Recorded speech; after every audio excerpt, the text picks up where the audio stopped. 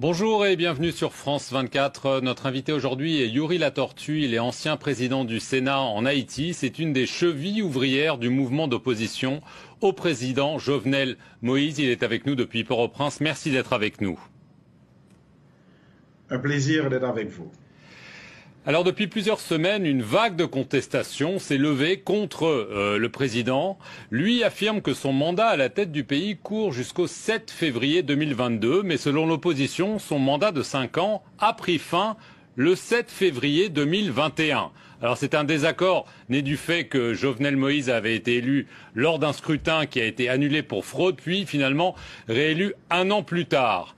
Alors l'opposition a installé un président de transition, un juge de la Cour de cassation, Joseph Mécène Jean-Louis, et il a déclaré ce week-end, il a lancé un appel à ceux et celles qui jurent loyauté à cette nation à se mettre debout. Alors une question très simple, qu'est-ce que ça veut dire se mettre debout contre Jovenel Moïse? Est-ce que vous appelez à son départ immédiat?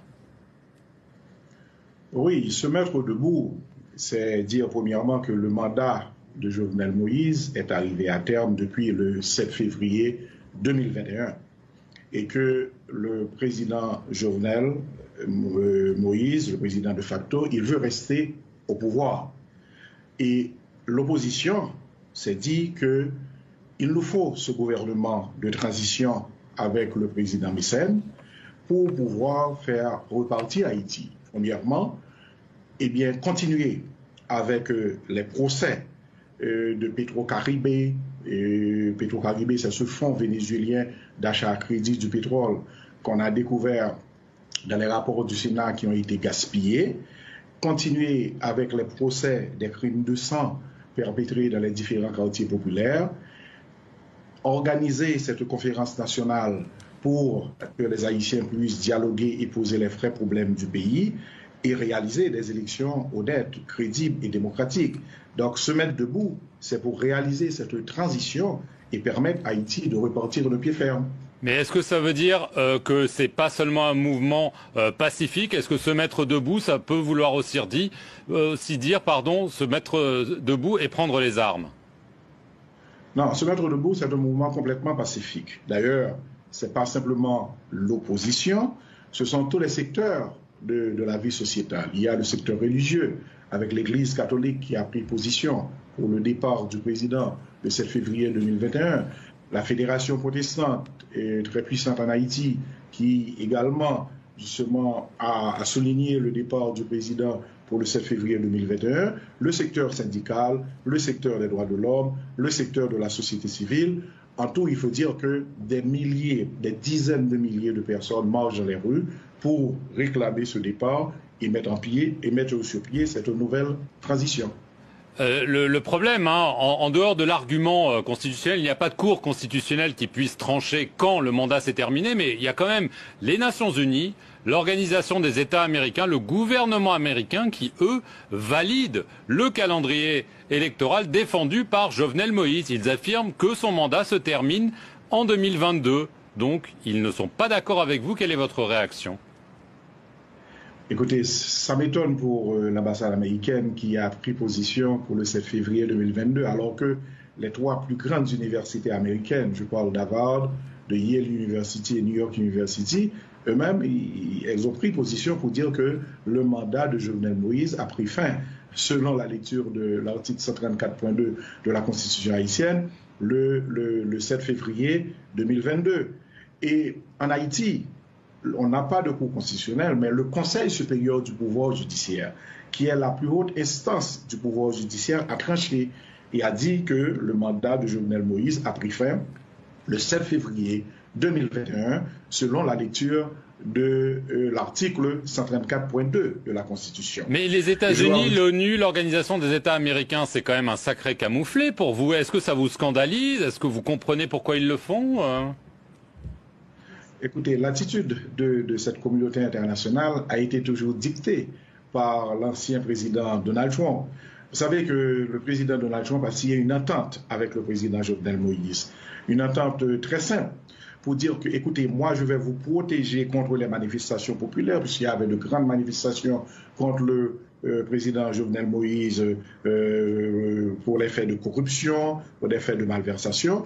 Et le président Donald Trump a dit, vous allez voter partout pour les États-Unis, et moi, je vais vous protéger contre le peuple. Et c'est ce qui a été fait. Mais le président Trump est parti. Est-ce que vous n'êtes pas déçu que l'administration Biden suive à ce moment-là ses traces? Écoutez, la nouvelle administration vient de s'installer. Il y a eu les démocrates au Congrès, les députés. Il y a eu le sénateur Lely qui a pris position pour dire que le mandat du président Jovenel a pris fin le 7 février 2021. Je crois qu'il y a tout un processus qui se met en place et nous espérons que cette administration va changer, puisque le président Joe Biden, en campagne, avait dit que le président Donald Trump avait délaissé Haïti et que lui, il allait justement prendre le cas d'Haïti, il allait regarder Haïti comme un pays qui a besoin d'assistance. Dans ce cas, nous espérons que cette nouvelle administration va suivre les élus du Congrès, tant au Sénat qu'à la Chambre des députés. Le pouvoir affirme que plusieurs juges, on a parlé du juge qui a été désigné président de la transition, il y en a un autre, le juge Ivikel Dabrecil, qui a été accusé, sur cette antenne même d'ailleurs par le ministre des Affaires étrangères, d'être l'instigateur non seulement d'une tentative de coup d'État, mais d'une tentative d'assassinat du président Jovenel Moïse. Votre réaction à ces accusations très graves?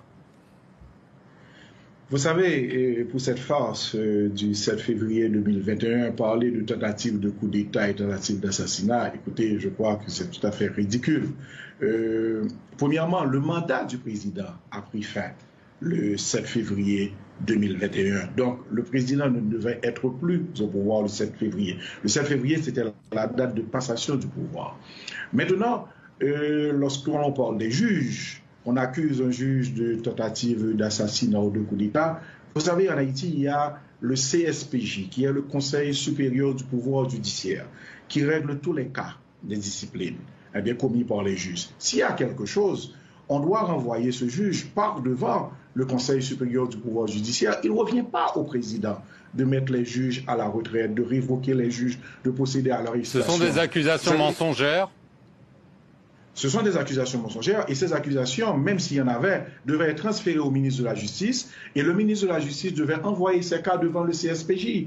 Il ne revient pas au président de prendre des décisions puisque c'est un pouvoir indépendant selon les articles 59 et 60 de la Constitution et c'est le CSPJ qui règle les cas d'indiscipline, de fautes graves commis par les juges. Qu'est-ce que vous pensez qui est l'intention du président Jovenel Moïse? Lui, il dit « Je veux finir mon mandat, qu'on me laisse terminer mon mandat ». Est-ce que vous le soupçonnez de vouloir, en fait, changer la Constitution? Il n'y a qu'un mandat présidentiel, normalement, en Haïti, pour pouvoir se représenter et peut-être rester au pouvoir. Le président Jovenel Moïse, alors ce président de facto, puisque normalement son mandat a pris fin le 7 février 2021, l'ex-président veut trois choses. Premièrement, il veut rester au pouvoir du 7 février 2021 au 7 février 2022. Deuxième chose, il veut changer illégalement la Constitution sans l'avis du peuple, sans les règles à suivre, pour se protéger des crimes financiers et des crimes de sang, en essayant d'avoir une amnistie générale pour lui et son équipe. Et troisièmement, le président veut réaliser des élections frauduleuses avec un conseil électoral qui est manipulé, afin de mettre son équipe au pouvoir et puis après de se représenter pour se maintenir au pouvoir. Donc voilà ce que veut le président Jovenel Moïse malgré la fin de son mandat.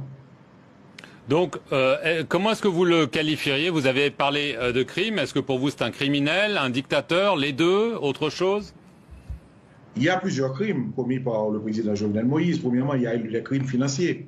Dans le rapport sénatorial sur Petro-Caribé, où il y a eu des cas de malversation, confirmé par le tribunal le plus élevé du pays, qu'est la Cour supérieure des comptes, eh bien la compagnie du président Jovenel Moïse, Agritance, a été indexée. Et la Cour supérieure des comptes a recommandé maintenant d'envoyer ces dossiers à la justice. Ce qui n'a pas été fait puisque ce procès a été bloqué par le gouvernement.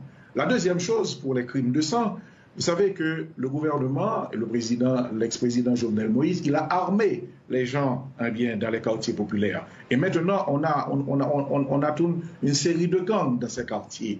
Et ces gangs ont commis des massacres.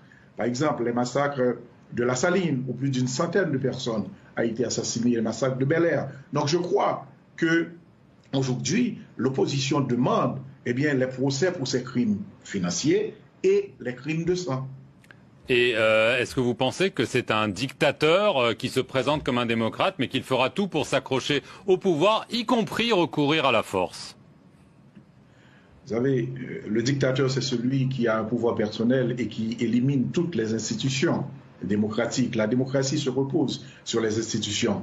Le président a renvoyé tout le Sénat, malgré, justement, il y avait des sénateurs qui avaient encore un mandat.